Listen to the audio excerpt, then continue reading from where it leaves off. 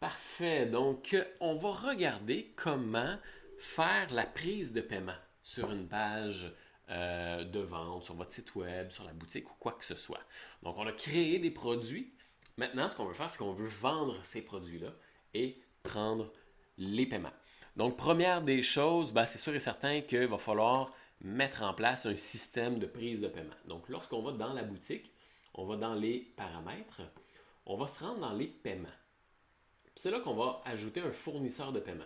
Disons que vous prenez, on va connecter PayPal, ben, c'est tout simplement votre courriel de profil PayPal, tout simplement. Fait que les gens vont pouvoir envoyer un paiement à cette adresse courriel de profil-là. Si vous voulez ajouter aussi Stripe, ben, c'est là que vous allez mettre votre clé publiable et votre clé secrète ici. Voilà, tout simplement. Je vais tout simplement laisser PayPal juste pour les besoins de la cause. On va mettre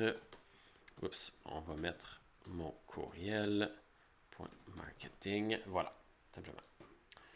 Fait qu'une fois que c'est fait, ben voilà. Ensuite, on va se rendre sur l'éditeur. C'est là que vous allez pouvoir faire votre page d'atterrissage, votre page web, votre page, peu importe.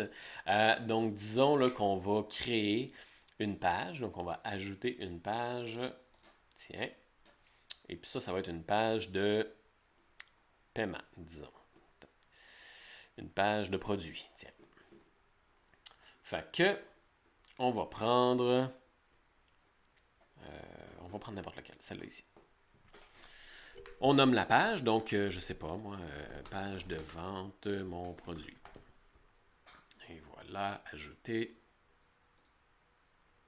Super. Donc là, on le sait, on l'a vu dans les autres vidéos, on double-clique sur les éléments qu'on veut modifier, les images, le texte, les boutons, etc., etc. Rien de vraiment très compliqué. On a vu dans les autres vidéos comment modifier chacun des éléments. C'est tout simplement, en double-cliquant sur le texte, en cliquant, on a un petit menu qui apparaît pour modifier le lien, modifier le style. Même chose pour l'image, modifier le lien. Le texte, on double-clique puis on modifie le texte. Donc, rien de vraiment très complexe. Et chacune des boîtes dispose de ses redimensions et ainsi de suite. Ce qui nous intéresse, c'est vraiment de mettre en place un formulaire de prise de paiement. Donc, ce qu'on va faire, on va aller dans les widgets ici. Et puis ensuite de ça, on va aller à ça ici dans l'aspect vente. On peut mettre un élément de passer à la caisse, donc un formulaire de prise de paiement. Donc, le formulaire de prise de paiement, dans le fond, va nous permettre de mettre un produit de l'avant, donc mon e-book ici, et de remplir tout ça pour ensuite de ça, aller dans les détails de facturation et prendre le paiement. Donc, la personne va pouvoir laisser son nom, son adresse courriel, son adresse, et ensuite de ça, au passage à la caisse, c'est là qu'elle va pouvoir choisir son mode de paiement. Elle va laisser son numéro de carte de crédit ou elle va elle va faire son paiement par PayPal. Là, on a un paiement en deux étapes. On peut aussi faire un paiement en une étape. Ça va être, ce ne sera pas bien long, ici. Donc, lorsqu'on clique, on se rend sur modifier le style et on a la possibilité de faire un paiement en deux étapes ou un paiement en une étape. Donc, on peut faire le paiement en une étape. Je vais sauvegarder. Et disons que je fais ça comme ça. Donc, le paiement en une étape, c'est tout simplement que c'est un seul gros formulaire. Donc, au lieu qu'on rentre les informations de facturation et qu'ensuite les informations de paiement, on a tout ça à le même formulaire. Fait que dans le fond, en temps normal, ce serait cette partie-là qu'on verrait, mais là, dans un formulaire à une seule étape, c'est tout ça. Et dans l'autre situation, la deuxième étape, ce serait ça ici.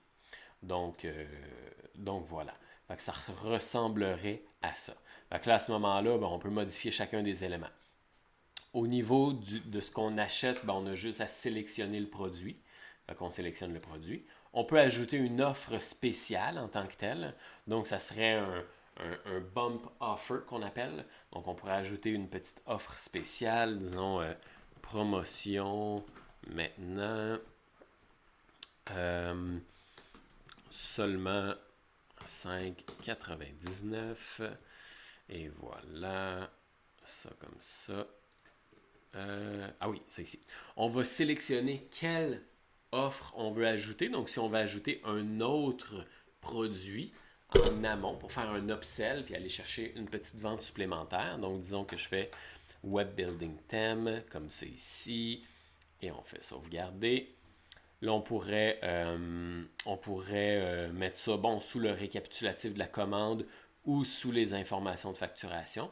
Moi, je vais le mettre sous le récapitulatif de la commande. Comme ça, on voit ici, on fait le paiement. On vient pour acheter le e-book Le Stratège, mais je peux cocher pour avoir accès à cette promotion-là, qui serait, mettons, je ne sais pas, là j'ai écrit promotion maintenant, mais ça pourrait être rencontre privée, ça pourrait être la version audiobook ou quoi que ce soit. Donc, on va chercher un petit upsell facilement. La personne n'a qu'à cocher pour profiter de cet upsell-là. Ensuite de ça, c'est pour les produits et les offres spéciales. Ensuite de ça, on peut vraiment modifier le style justement de toute notre prise de paiement. Donc à ce moment-là, on cliquerait sur le petit pinceau et on peut choisir d'afficher un récapitulatif de la commande, comme ça ici sur le côté, tout simplement, si on voudrait. On peut choisir de ne pas. On peut afficher le prix régulier. Donc en temps normal, le prix est 14,99, excusez-moi, mais là il est à 9,99. Donc ça peut être intéressant justement pour inciter la personne à acheter. Ensuite de ça, on peut afficher les badges de paiement sécurisés. Donc, dans le bas, il y aurait des badges de paiement sécurisés. Je vais vous montrer. Oups. Afficher les badges de paiement sécurisés. Donc, dans le bas ici, il y aurait effectivement des badges de paiement sécurisés. Et ensuite de ça, on peut modifier tout ce qui est la police et les champs, etc., etc. Donc, on peut modifier tout ça si on veut.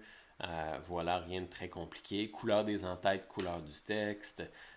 Paramètres de caisse, à ce moment-là, c'est tout ce qui est arrière-plan, rayon de la bordure, les marges internes, etc., etc. Donc, c'est tout ça. Ensuite de ça, les styles du bouton. Donc, le bouton, est-ce qu'on veut le mettre vert? Est-ce qu'on veut le mettre orange? Ainsi de suite. Qu'est-ce qui va être écrit? Compléter la commande, continuer, etc., etc. Donc, moi, ça pourrait être acheter maintenant. Fait que là, j'ai mis le bouton vert et le call to action est devenu acheter maintenant. Donc, voilà, tout simplement. Ensuite de ça, on a aussi, au niveau des badges sécurisés. Fait que le texte, ça serait sécurisé avec un cryptage, paiement est sécurisé, garanti, peu importe, vous écrivez ce que vous voulez. Et puis, finalement, on va avoir vraiment tous les paramètres. Autoriser les réductions, quelle va être la page de remerciement, activer les inscriptions des clients. Donc, si vous avez justement des membres, on va activer l'inscription pour que les gens puissent créer leur compte et être ajoutés comme un membre. Ne demandez pas d'adresse lors de la vente de produits, services ou abonnements numériques. On peut taguer le client. On peut personnaliser les champs, donc demander des informations supplémentaires ou ne pas demander certaines informations, et ainsi de suite. Donc, voilà, une fois que c'est fait, vous avez effectivement la possibilité d'avoir la prise de paiement sur votre page de vente, sur votre site web. Vous pouvez faire la même affaire sur un pop-up.